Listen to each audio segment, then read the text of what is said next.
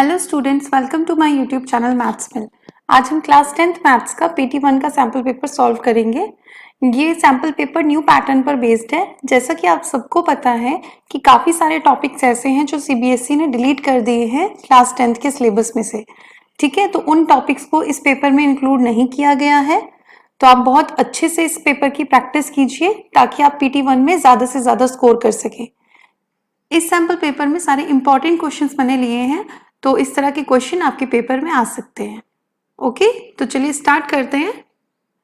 ये पेपर आपका 40 मार्क्स का है और इसके लिए आपको 1.5 आवर का टाइम मिलेगा। आपका ये पेपर 5 सेक्शंस में डिवाइड किया गया है।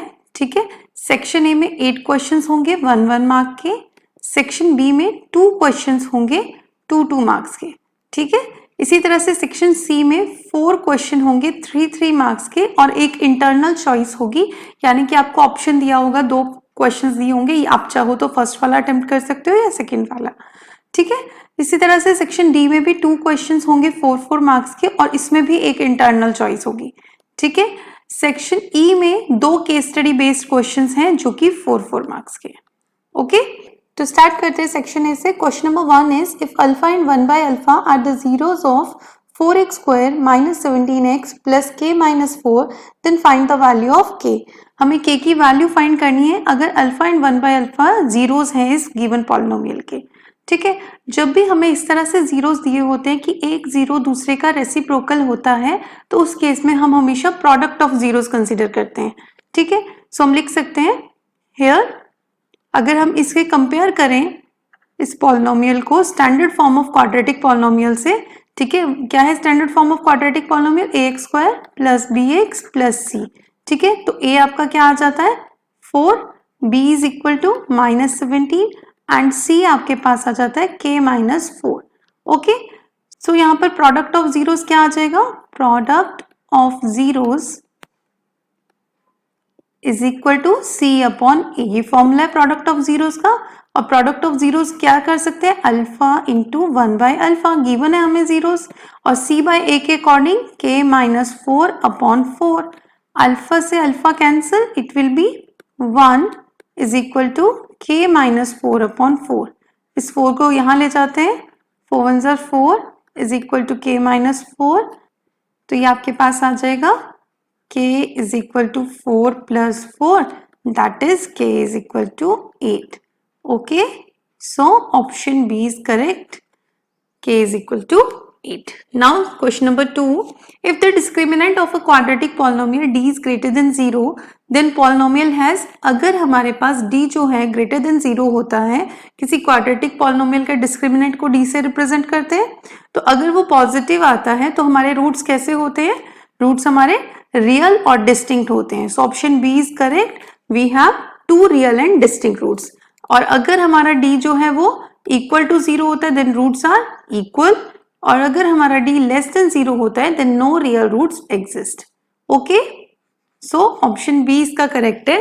Next question, question number 3, find the nature of roots of quadratic equation 2x square minus under root 5x plus 1 is equal to 0। अब हमें इसमें नेचर ऑफ रूट्स फाइंड करना है, तो हम नेचर ऑफ रूट्स किसकी हेल्प से फाइंड करते हैं? डी की हेल्प से। फर्स्ट ऑफ ऑल हियर ए कितना है हमारे पास 2, ये हम कैसे फाइंड कर रहे हैं? Again comparing it with standard form of quadratic equation. ठीक है, तो बी कितना आ गया? Minus under root 5 and C is equal to 1। Okay, so B square minus 4ac, B square minus 4ac क्या होता है? डिस्क्रिमिनेंट। इसकी वैल्यू फाइंड करेंगे, under root 5 with negative sign, इसका square minus 4 into A is 2 and C is 1। Under root 5 का square 5 आ जाएगा, minus minus plus, 4 2 are 8 and 8 1 are 8, it is minus 3 which is less than 0. It means D is less than 0. ठीक है, अगर D हमारा less than 0 है that is no real roots exist. ठीक है, कि अगर हमारा D 0 से छोटा आता है, नेगेटिव आता है, तो रियल रूट्स एग्जिस्ट नहीं करते हैं।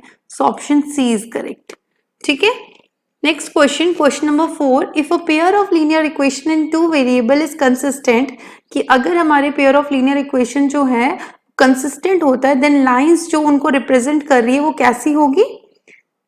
जब हमारा कंसिस्टेंट सॉल्यूशन होता है इट मींस सॉल्यूशन एग्जिस्ट करता है, तो उस केस में हमारी इंटरसेक्टिंग लाइंस भी हो सकती है और कोइंसिडेंट भी हो सकती है, ठीक है।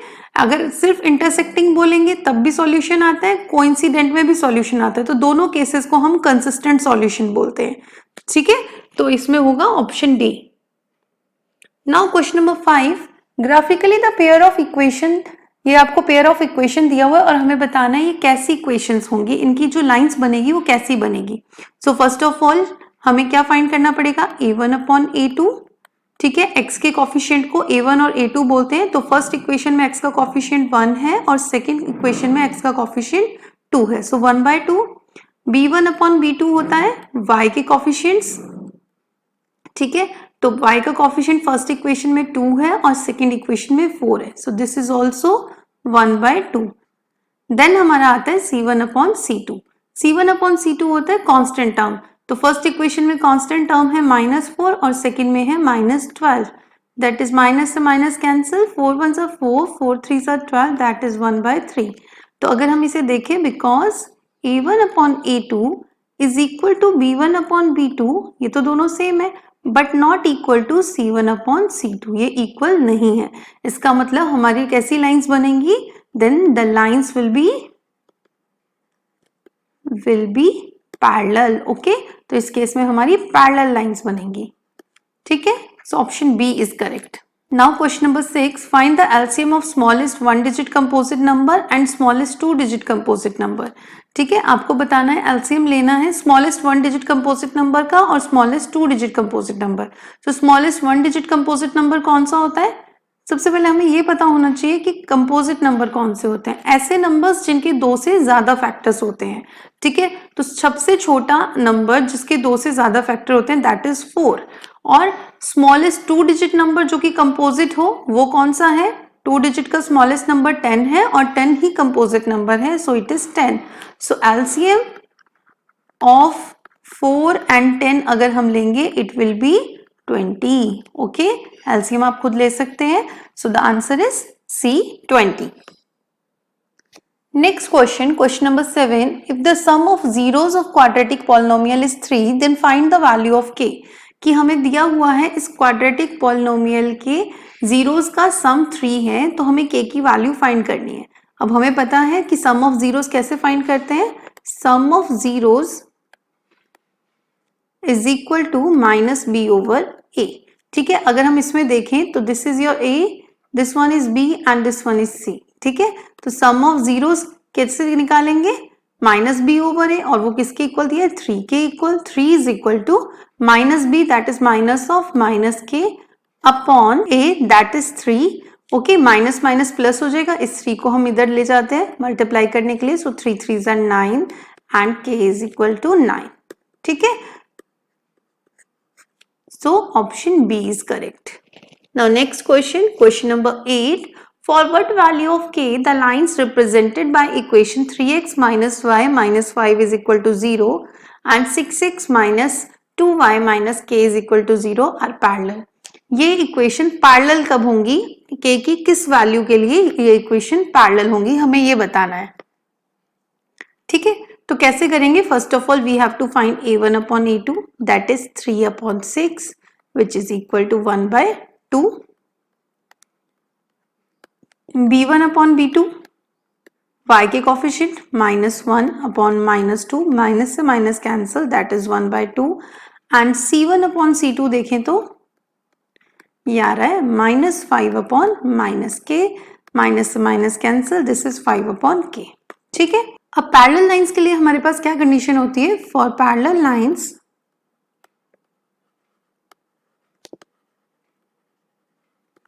a1 upon a2 is equal to b1 upon b2 but should not be equal to c1 upon c2, ठीक है। तो ये पैरेलल लाइंस की कंडीशन है। अब इसमें देखिए 1/2 a1 upon a2 is equal to 1/2 b1 upon b2, ये तो इक्वल ही है but not equal to c1 upon c2 that is 5/k। हम इन दोनों टर्म्स को ले लेते हैं टेकिंग लास्ट 2 टर्म्स, ठीक है। तो 1/2 should not be equal to 5/k, ठीक है। तो इनको क्रॉस मल्टीप्लाई कर देते हैं, k should not be equal to 5 2s are 10, यानी कि k की कोई भी वैल्यू हो सकती है except 10, so option C is correct. Now section B में आपके दो क्वेश्चंस हैं, 2 questions of 2 marks each. So first question is we have given HCF of 196 and 84, that is 28, and we have to find the LCM of these two numbers. ठीक है, for this we have formula, we know that क्या formula है हमारे पास, HCF of two numbers A and B into LCM of two numbers A and B is equal to product of these two numbers A into B. ठीक है, तो HCF हमें कितना दिया है 28 and we have to find LCM. ठीक है, और नंबर्स क्या दिए 196 इंटू 84.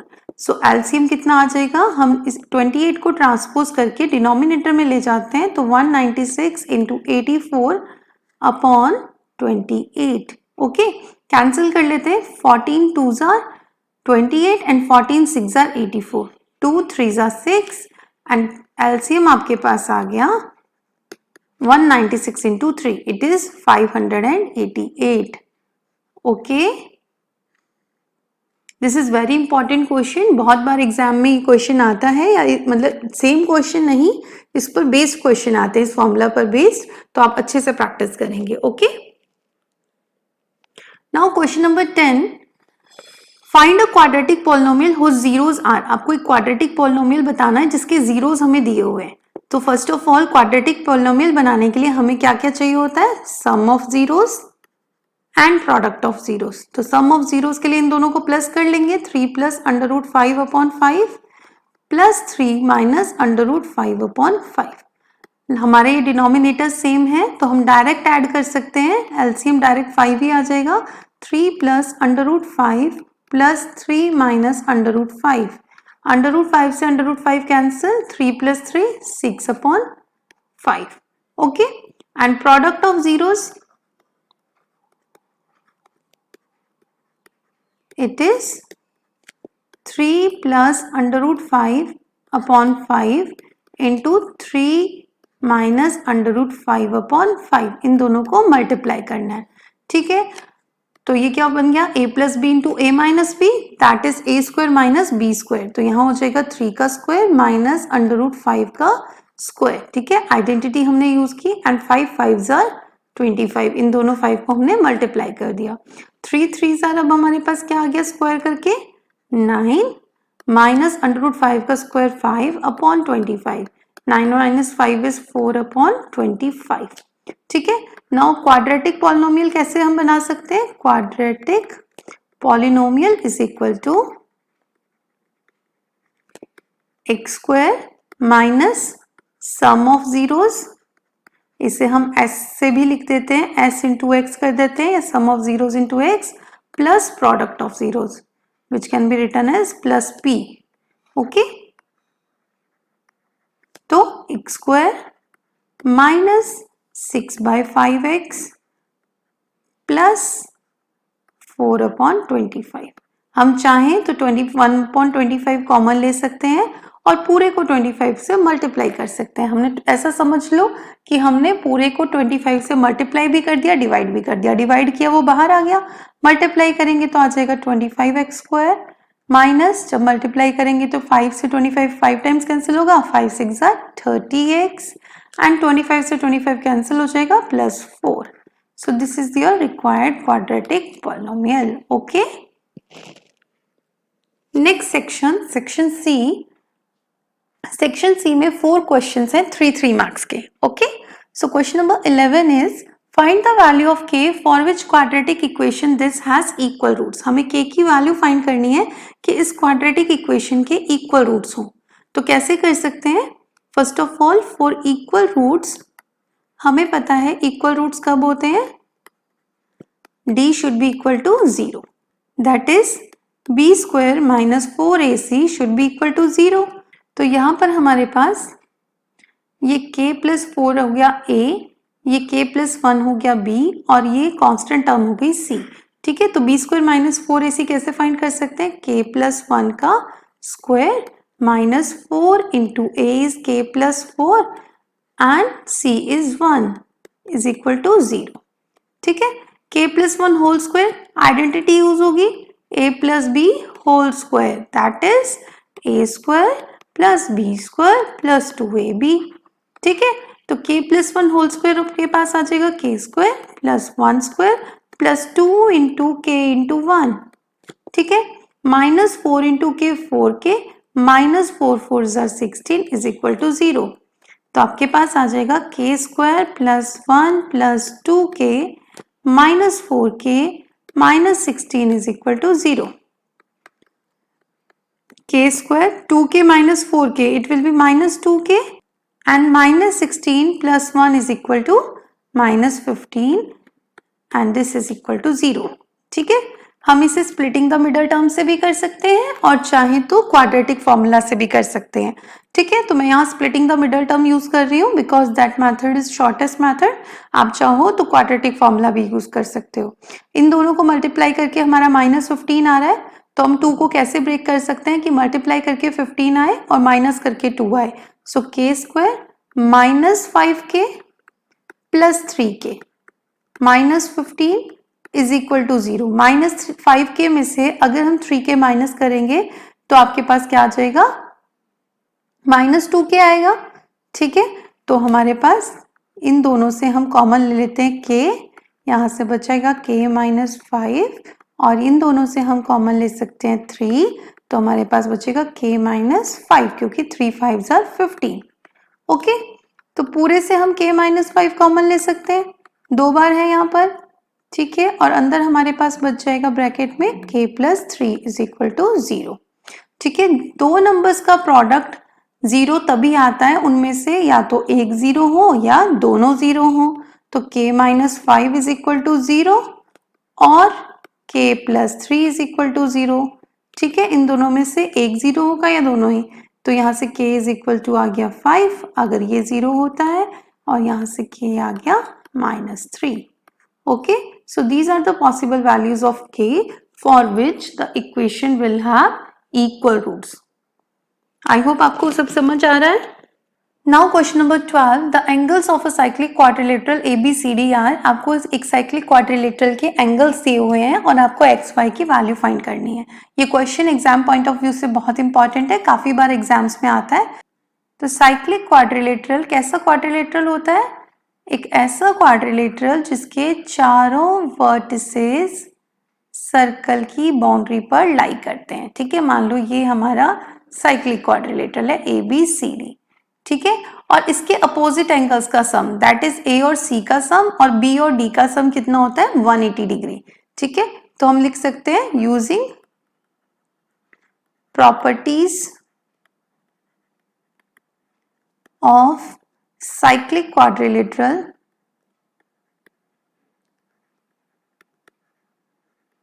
मैंने आपको बताया इसके अपोजिट एंगल्स का सम कितना होता है 180 डिग्री।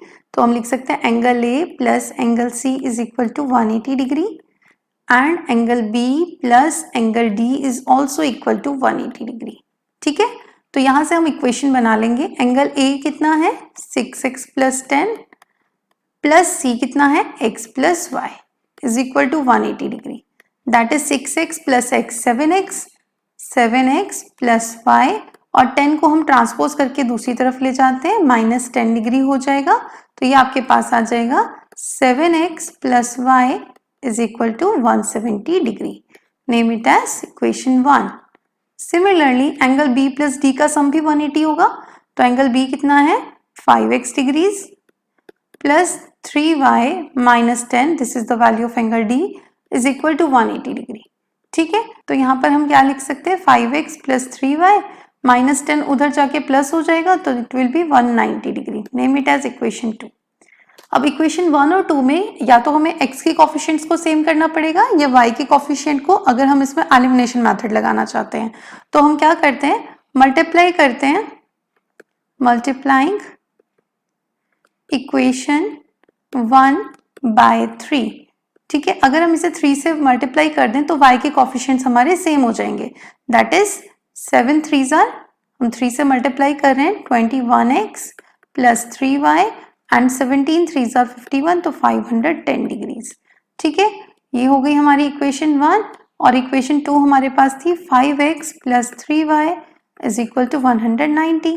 ठीक है, सब्ट्रैक्ट कर लेते हैं क्योंकि साइन सेम है तो वो साइन चेंज करने के लिए, ताकि y से y कैंसिल हो जाए, हम डिसब्ट्रैक्ट करेंगे। सो ऑन सब्ट्रैक्टिंग 3y से 3y कैंसिल हो जाएगा, 21x minus 5x it will be 16x and 510 minus 190 is this is equal to 320 degrees। ठीक है, तो x आपके पास आ गया 320 डिग्री अपॉन 16, 16 2 ज़ा 32 एंड 0, सो x कितना आ गया 20 degree. Now put the value of x in equation 1 और इक्वेशन 2 किसी में पुट कर सकते हैं। Put x is equal to 20 degree in equation 2 में पुट कर लेते हैं। ठीक है, so 5 into 20 plus 3y is equal to 190, that is 3y is equal to 190, 25 ज़ा 100 और ये 100 इधर जाके नेगेटिव हो जाएगा तो माइनस 100, तो y आपके पास कितना आ गया 190 माइनस 100 इज 90 डिग्री और ये 3 डिनोमिनेटर में आ जाएगा, 3 3 ज़ा 9 तो 30 degree. So y is equal to 30 degree. तो यही हमें फाइंड करना था x और y की value. So x is equal to 20 degree and y is equal to 30 degree. Now question number 13, find the zeros of following quadratic polynomial 3x square minus x minus 4 and verify the relationship between the zeros and the coefficient। ये question बहुत important है, इस तरह के question बहुत बार exam में आते हैं, तो आप इसे अच्छे से प्रैक्टिस कीजिए। हमें बोला है कि पहले इसके जीरोस फाइंड करने हैं इस क्वाड्रेटिक पॉलिनोमियल के, तो हम चाहें तो स्प्लिटिंग द मिडल टर्म से कर सकते हैं और या फिर हम क्वाड्रेटिक फॉर्मूला भी अप्लाई कर सकते हैं। अगर हम इसे स्प्लिटिंग द मिडल टर्म से करते हैं तो 3 4 ज़ा 12 और हमें बीच में कितना चाहिए 1, तो 4 माइनस 3 1 हो जाएगा। So we can write 3x square minus 4x plus 3x लिखते हैं, दैट इज माइनस x आ जाएगा एंड माइनस 4। ठीक है, सो यहाँ से कुछ कॉमन आ सकता है, फर्स्ट टू टर्म से सिर्फ x ही कॉमन आ सकता है। यहाँ पे बचा 3x माइनस 4। इन दोनों में अगर हमारे पास कुछ कॉमन नहीं है तो हम 1 कॉमन लिख सकते हैं, देन 3x माइनस 4। पूरे से हम 3x माइनस 4 कॉमन ले लेते हैं, यहाँ पर हमारे पास बचेगा x प्लस 1। ओके, अब जीरोस फाइंड करने के लिए हम इन फैक्टर्स को 0 के इक्वल पुट करेंगे, तो x कितना आ जाएगा 4/3 और यहाँ से x plus 1 is equal to 0, that is x is equal to minus 1। So these are the 2 zeros of the given quadratic polynomial. ठीक है, अब हमें बताना है relationship between the zeros and the coefficients. ठीक है, so first of all sum of zeros find करेंगे। Sum of zeros में 4/3 प्लस माइनस 1। ठीक है, सो एलसीएम 3, 4 माइनस 3 1 ज़ा 3। ठीक है, दिस इज 1/3 और 1/3 अगर हम यहाँ देखें तो हम क्या कर सकते हैं, इसको ऐसा लिख सकते हैं माइनस ऑफ माइनस 1/3। ठीक है, और माइनस 1 क्या है, माइनस बी ओवर ए लिख सकते हैं इसे हम। यहाँ पे देखिए ये ए है, ये बी है और ये सी है, तो हमने लिख दिया माइनस बी ओवर ए 1/3 को। ठीक है, और इसे हम लिख सकते हैं coefficient of x with negative sine upon coefficient of x square.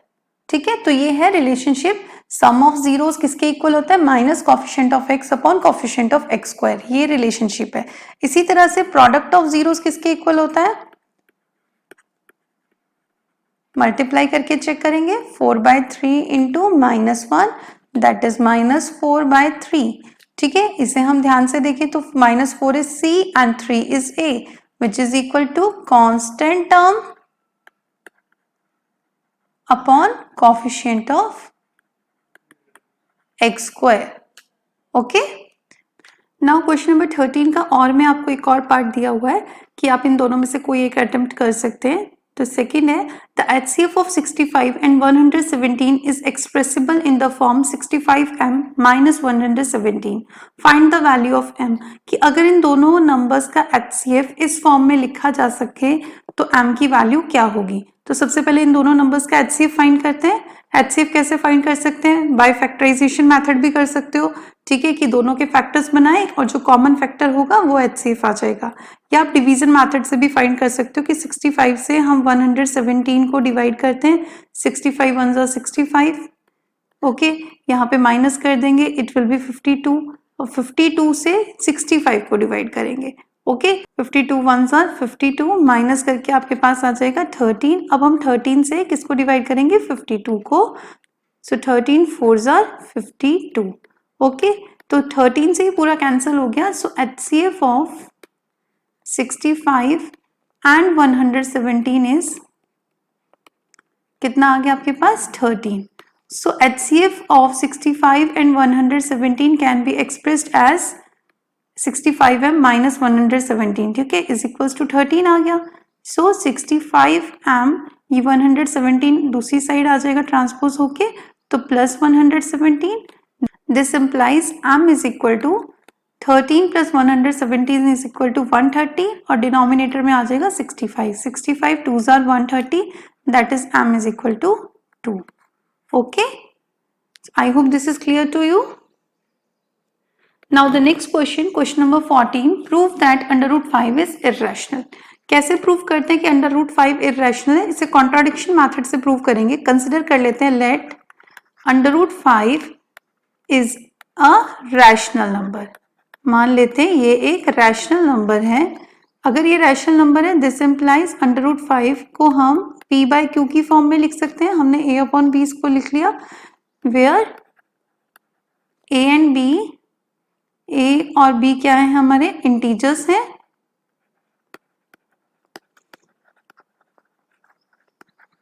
And also coprime numbers, ठीक है, कि को प्राइम नंबर्स भी हैं। यानी कि को प्राइम नंबर्स कौन से नंबर्स होते हैं जिनका कॉमन फैक्टर 1 होता है। क्रॉस मल्टीप्लाई कर देते हैं, b under root 5 is equal to a, ठीक है, स्क्वायरिंग ऑन बोथ साइड्स, हम स्क्वायरिंग कर देते हैं ताकि हमारे पास क्या हो जाए, अंडर रूट हट जाए। So squaring on both sides, under root 5 का स्क्वायर 5 हो जाएगा और b का square b square is equal to a square. अब इन दोनों को मल्टीप्लाई करके a स्क्वायर आ रहा है, इट मीन्स कि a स्क्वायर जो है वो 5 से डिवाइड होता है और a स्क्वायर अगर 5 जो कि एक प्राइम नंबर है उससे डिवाइड होता है तो a भी 5 से डिवाइड होगा।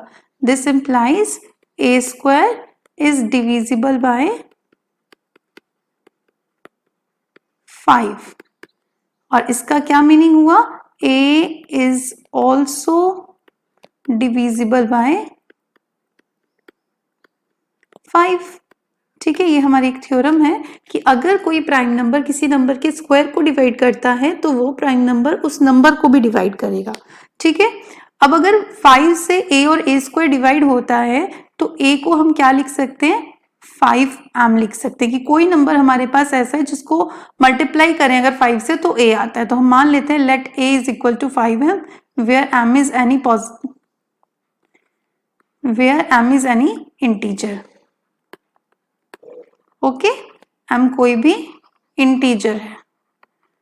अब हम इस इक्वेशन को नंबर 1 नाम देते हैं। So put a is equal to 5m in equation 1, ठीक है, 1 में पुट कर देते हैं। So 5b square is equal to 5m का होल स्क्वायर, जहां a था वहां हमने 5m स्क्वायर कर दिया।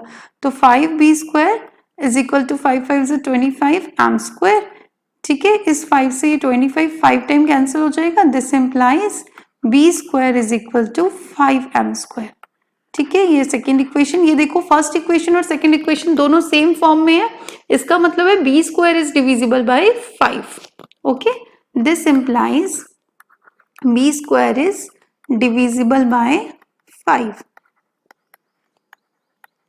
और अगेन बिकॉज b स्क्वायर अगर 5 से डिवाइड होता है this implies b is also divisible by 5, ठीक है, ये भी 5 से डिवाइड होता है और इसका मतलब है it means a and b both are divisible by 5, है ना। a भी 5 से डिवाइड होता है हमने बताया और b भी 5 से डिवाइड होता है। It means a and b both have 5 as their common factor, कि इन दोनों का कॉमन फैक्टर क्या है, 5 है कॉमन फैक्टर, ठीक है। बट हमने क्या बोला था कि a और b कैसे नंबर है, coprime number, but a and b are coprime numbers. तो इसका मतलब हमने जो बात कंसिडर की थी वो तो रॉन्ग हो गई, ठीक है। और ये कॉन्ट्राडिक्शन क्यों अराइज हुआ? हमारी रॉन्ग अजम्पशन से कि हम बोल रहे हैं कि कोप्राइम है और हम प्रूव कर रहे हैं कि इनका कॉमन फैक्टर 5 है, यानी कि कोप्राइम नहीं है। सो दिस कॉन्ट्राडिक्शन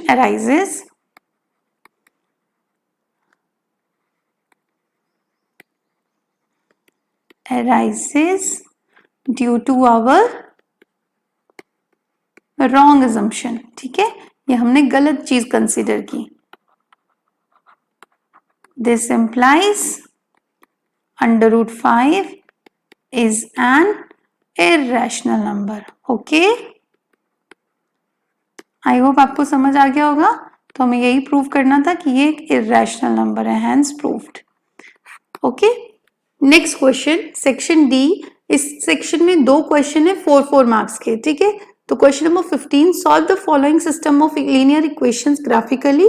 हमें इस सिस्टम ऑफ इक्वेशन को ग्राफिकली सॉल्व करना है, यानी कि एक्स और वाई की कॉमन वैल्यूज फाइंड करनी है और फिर शेड करना है region bounded by the above lines and y axis, कि इन लाइंस और वाई एक्सिस से जो रीजन बन रहा है उसे हमें शेड करना है। तो कैसे करेंगे? सबसे पहले हम इक्वेशन 1 ले लेते हैं, 2x plus 3y is equal to 4. That is, we can write 2x is equal to 4 minus 3y। इसका मतलब हो गया x is equal to 4 minus 3y upon 2। यहाँ डिफरेंट वैल्यूज पुट कर लेते हैं y की। Put y is equal to 0। अगर हम y को 0 पुट करते हैं तो हमारे पास x क्या आ जाएगा? 4 minus 3 into 0 upon 2। 3 into 0 is 0, so 4 upon 2, x is equal to 4 by 2, 2 2s are 4, that is x is equal to 2। ठीक है, इसी तरह से नेक्स्ट पुट करते हैं हम, पुट, इसी तरह से नेक्स्ट वैल्यू पुट करते हैं हम। Now put y is equal to 1। ठीक है, तो x कितना आ जाएगा? x is equal to 4 minus 3 into 1, 3 1s are 3, तो 4 minus 3 हो जाएगा आपके पास 1 upon 2, that is x is equal to 0.5। ठीक है, similarly put y is equal to 2। ठीक है, तो x हो जाएगा 4 minus 3 into 2, 3 2s are 6 upon 2, तो x minus 4 minus 6 is minus 2 upon 2, that is minus 1। x की वैल्यू आ जाएगी आपके पास -1। सिमिलरली हम सेकेंड इक्वेशन ले लेते हैं, इन इक्वेशन 2। ठीक है, 3x minus y is equal to -5। तो इस y को हम इधर ले जाते हैं, 5 को इधर ले आते हैं, तो 3x plus 5 is equal to y। ठीक है, तो y is equal to हो गया 3x plus 5। ठीक है, now put x is equal to 0, तो आपके पास y कितना आएगा? 3 into 0 plus 5, that is y is equal to 5। ठीक है, similarly we can put x is equal to -1, put x is equal to -1, so we will get y is equal to 3 into -1 plus 5, that is y is equal to -3 plus 5, y will be equal to 2। ठीक है, now put x is equal to, आप कुछ भी value put कर सकते हो। आप x की डिफरेंट वैल्यूज पुट करोगे तो y की डिफरेंट वैल्यूज आपके पास आ जाएंगी। तो अगर -2 पुट करेंगे, सो 3 into -2 plus 5, that is 3 2s are 6, minus 6 plus 5, it will be y is equal to -1। Okay, तो वैल्यूज हमारे पास आ गई। सो फॉर इक्वेशन 1 हमने y की डिफरेंट वैल्यूज ली 0, 1 एंड 2, और x हमारे पास आ गया 2, 0.5 and -1। Similarly for equation 2 we have taken different values of x, that is 0, -1, -2, और हमारे पास y की वैल्यूज आ गई 5, 2, -1। ओके, अब हम ग्राफ प्लॉट करेंगे इन वैल्यूज से। एक बार वैल्यूज यहाँ पर फिर से फिल कर लेते हैं। हमारे पास जो वैल्यूज आई हैं, हमने वैल्यूज ली थी 0, 1, 2, और यहाँ आई थी वैल्यूज 2, 0.5, -1, और यहाँ लिया था 0, -1, -2, तो यहाँ पर वैल्यूज आई हैं 5, 2 एंड -1। ठीक है, तो अगर हम इस तरह से अगर लाइंस बना लें, this is origin, this can be 1, 2, 3, 4 and 5। ठीक है, यहाँ एक्स एक्सिस है, ये वाई एक्सिस है। ठीक है, 1, 2, 3, 4, 5, 4 will be here. Now -1, -2, -3, -4। ठीक है, और इस साइड भी -1, -2, -3। ठीक है, अब हमारे पास आ जाएगा, वैल्यूज को पुट करेंगे 2 0, 2 0, x पर 2, y पर 0, सो दिस इज 2 0, 0.51, तो x 0.5, 0 और 1 के बीच में, और 1 ये यहाँ कहीं आएगा 0.51।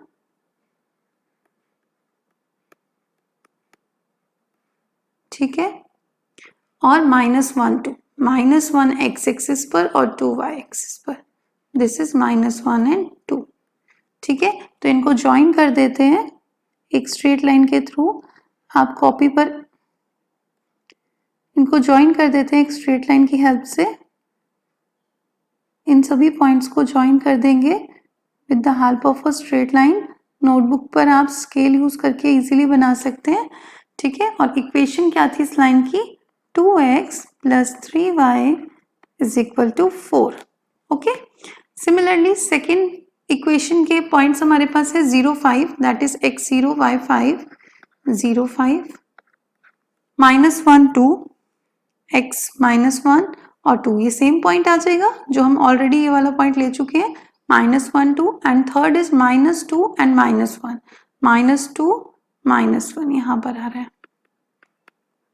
ठीक है, तो इन पॉइंट्स को भी हम स्ट्रेट लाइन की हेल्प से इस तरह से ज्वाइन कर देंगे। ठीक है, ओके, तो इसको हम ले लेंगे, यहाँ पर इक्वेशन लिख देंगे हम अपनी। हमारी इक्वेशन थी 3x - y = -5। ओके, तो ये हमारा ग्राफ बन गया। अब हम ग्राफ से देख सकते हैं, from graph we conclude that जो कॉमन पॉइंट है जहां दोनों लाइन इंटरसेक्ट कर रही हैं, x = -1 एंड y = 2, तो ये हमारा इक्वेशन का सॉल्यूशन आ गया। ठीक है, अब हमें बोले shade the region enclosed by these two line and y axis. y axis और इन दोनों लाइंस के बीच का रीजन कौन सा है, ये वाला रीजन। ठीक है, जिसमें y एक्सिस है और ये दोनों लाइन है, और कोई लाइन नहीं होनी चाहिए और कोई एक्सिस भी नहीं होना चाहिए, तो इसको हम शेड कर देते हैं। Okay, I hope this is clear to you. Now the next question, question number 16, this is also 4 marks. इसमें आपको ऑप्शन दिया हुआ है, आप कोई भी एक अटेम्प्ट कर सकते हैं। क्वेश्चन नंबर 16 में आपको बोले find the roots of the following equation. इस इक्वेशन के रूट्स फाइंड करने हैं। सो 1/2x - 3 + 1/x - 5 = 1। ठीक है, क्या करते हैं, एलसीएम ले लेते हैं, 2x - 3 × x - 5। ठीक है, एलसीएम आ गया। जब हम डिनोमिनेटर से डिनोमिनेटर को डिवाइड करेंगे तो 2x - 3 से 2x - 3 कैंसिल हो जाएगा और 1 से मल्टीप्लाई हो जाएगा x - 5। इसी तरह से x - 5 से x - 5 कैंसिल हो जाएगा और 1 से मल्टीप्लाई हो जाएगा 2x - 3, तो ये आ जाएगा = 1। तो यहाँ पर हम लिख सकते हैं x + 2x 3x -5 - 3 -8। ठीक है, इसको हम इधर क्रॉस मल्टीप्लाई कर देते हैं, सो it will B 2x - 3 × x - 5। Okay, और सिंप्लीफिकेशन करने पर हमारे पास आ जाएगा 2x से मल्टीप्लाई करेंगे एक बार x - 5 को, देन -3 से भी x - 5 को। Okay, so it will B 3x - 8 = 2x² minus, एक बार हमने x से किया, दूसरी बार 5 से, 5 2 = 10x minus 3 × x 3x and 3 × 5 + 15. Okay, so it will be 3x - 8 = 2x² - 13x + 15. Okay, सो अगर हम इन दोनों को भी ट्रांसपोज करके दूसरी साइड ले जाते हैं तो 2x² - 13x - 3x - 16x and +15 +8 +23 is equal to 0। तो सबसे पहले हम यहाँ d फाइंड कर लेते हैं। d की वैल्यू आएगी b² - 4ac। ठीक है, डिस्क्रिमिनेंट फाइंड कर लेते हैं। तो ये हमारा a है, ये b है और ये c है। तो b² 16² - 4 into a is 2 and c is 23. This is 256 and 4 2s are 8. 8 into 23 is equal to, this is 184. On subtraction we will get here 72. ठीक है, which is greater than 0, so roots are real and distinct. तो हम इसके roots find करेंगे using quadratic formula. x is equal to -b ± √d upon 2a। ठीक है, सो -b क्या है, minus of -16, we can write x is equal to minus of -16 plus minus √72 upon 2 into a हमारे पास कितना था, 2। ठीक है, so 2 into 2, so +16 plus minus √72 we can write it as 36 into 2। ठीक है, तो 36 का स्क्वायर रूट होता है 6। ठीक है, तो हमारे पास आ जाएगा 16 प्लस माइनस 6 √2 अपॉन 4। पूरे से हम 2 कॉमन ले लेते हैं, यहाँ पे बच गया 8 प्लस माइनस 3 √2 अपॉन 4। 2 से 4 2 times cancel, that is x की वैल्यू क्या आ गई, 8 plus 3 √2 upon 2 and 8 minus 3 √2 upon 2। Okay, इसे फर्दर सिंप्लीफाई नहीं कर सकते, बस यही हमारा आंसर है। इसी क्वेश्चन में आपको एक और ऑप्शन दिया हुआ है कि आप दोनों में से कोई भी अटेम्प्ट कर सकते हैं। तो वो क्वेश्चन है, a train travels 360 kilometre at a uniform speed, कि एक ट्रेन 360 किलोमीटर चल रही है एक यूनिफॉर्म स्पीड से। If the speed had been 5 kilometre per hour more, अगर स्पीड जो है 5 किलोमीटर पर आवर ज्यादा होती है तो उसको 1 घंटा कम लगता है अपनी जर्नी तय करने में। ठीक है, क्योंकि स्पीड बढ़ेगी तो टाइम रिड्यूस हो जाएगा। ठीक है, तो हमें स्पीड ऑफ ट्रेन फाइंड करनी है। इसके लिए हम मान लेते हैं, let uniform speed of train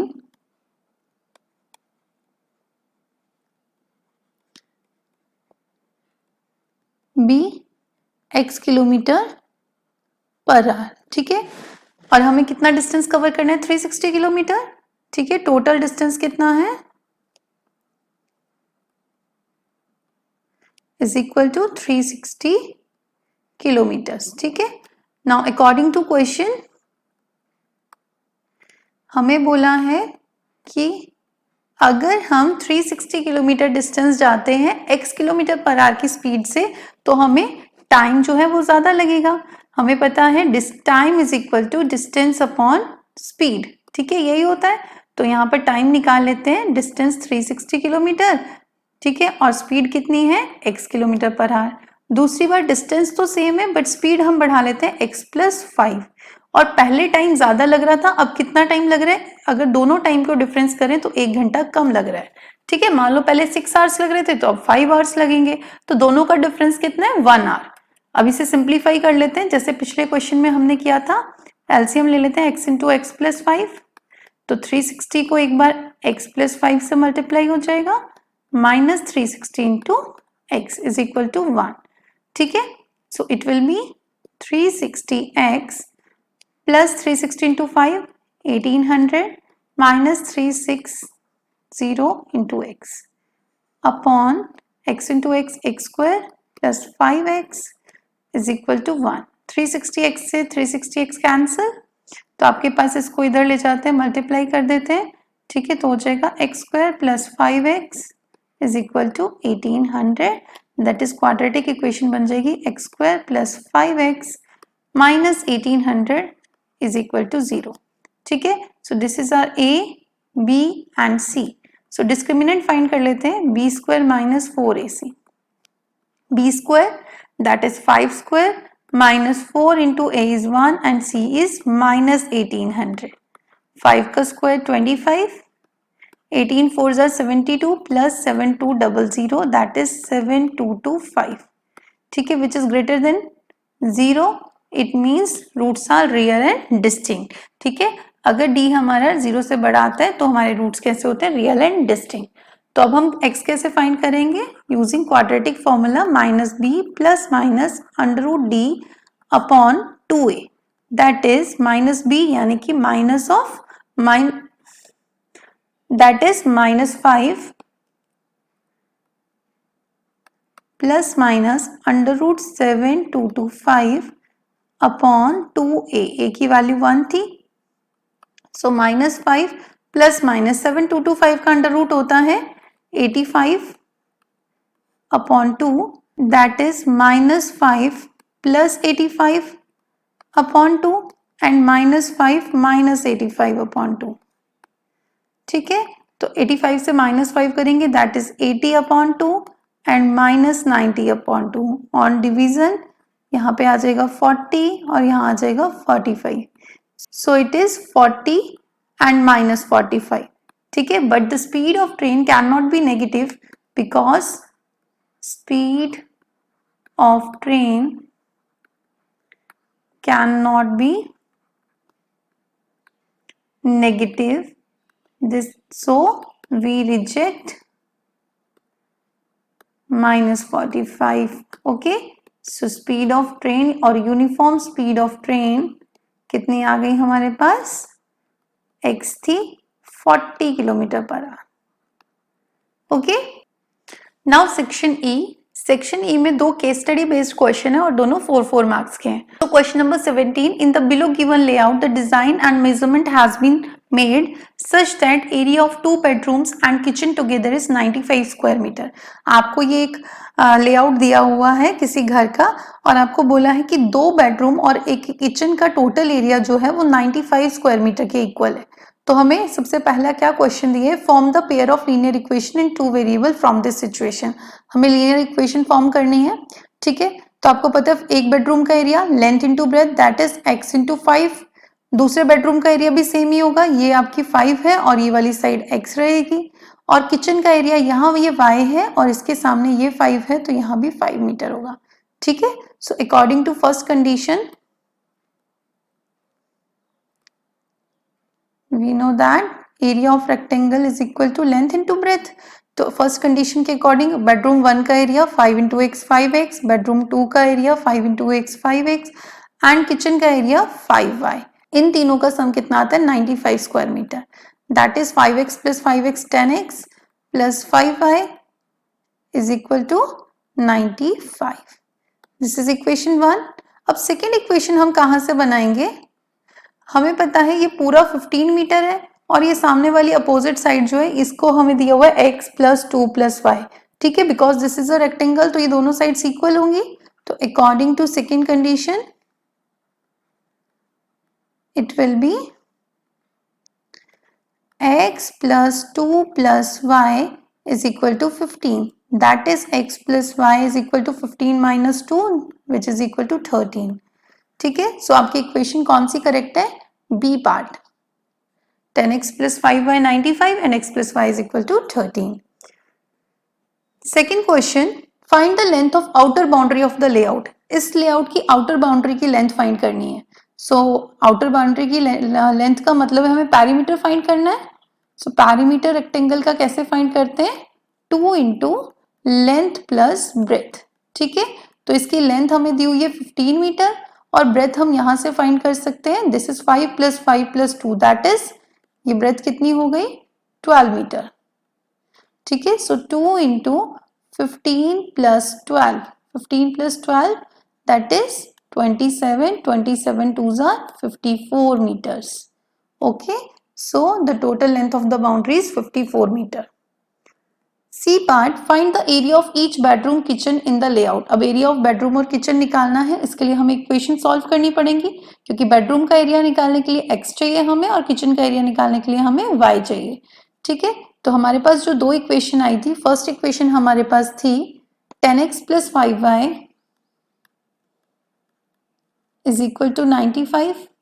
through out हम 5 से डिवाइड कर देते हैं, डिवाइडिंग बाय 5,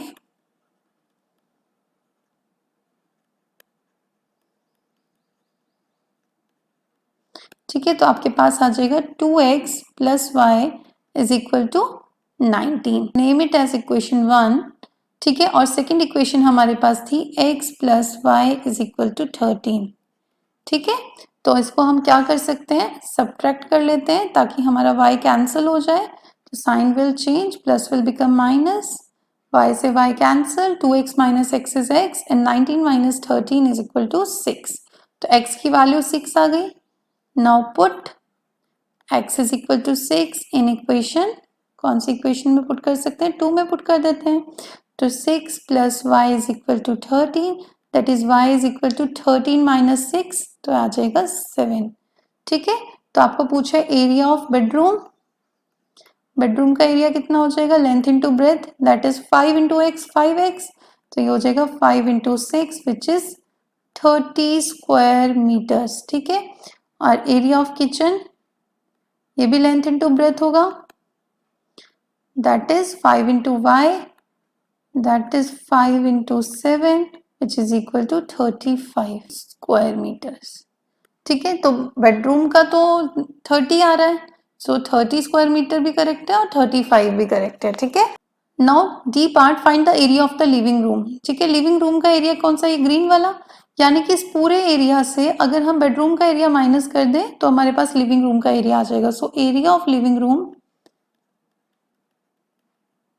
कैसे फाइंड कर सकते हैं, पूरा एरिया कितना होगा, 15 इंटू 5 प्लस 2, ये पूरा हो गया 7। ठीक है, तो 7 मीटर को 15 से मल्टीप्लाई कर देंगे, 15 into 7 minus area of bedroom, और बेडरूम का एरिया हमें पता है कितना था, ये 5 और ये 6, 6 5 are 30, that is 15 7 are 105 minus 30, it will be 75 metre square. ठीक है, so option D is correct. Now last question, question number 18, last case study. Due to heavy rainstorm, an electric wire got bent as shown in figure. कि बहुत ज़्यादा storm, आंधी तूफान आने की वजह से एक इलेक्ट्रिक वायर जो है वो इस तरह से बेंड हो गई है। तो आपको बोला है it followed a mathematical shape, ये एक मैथमेटिकल शेप को फॉलो करती है। तो फर्स्ट क्वेश्चन हमारा है name the shape in which wire bend, कौन सी शेप है, this is parabola, option C. Now second question, how many zeros are there in the polynomial, कितने जीरोस होंगे इस पॉलिनोमियल के, because this is parabolic and it intersect x axis at 2 places, so there will be 2 zeros. Okay, now next question, the zeros of the polynomial are, इसके zeros क्या होंगे, आप देख सकते हैं ये 1 पर इंटरसेक्ट हो रहा है एंड -3, तो zeros will be 1 and -3, B option. What will be the expression of the polynomial, अब इसके लिए एक्सप्रेशन कैसे बनाएंगे, हमें क्या फाइंड करना पड़ता है जब जीरो बताओ, सम ऑफ जीरोस। ठीक है, -3 plus 1 that is -2 and product of zeros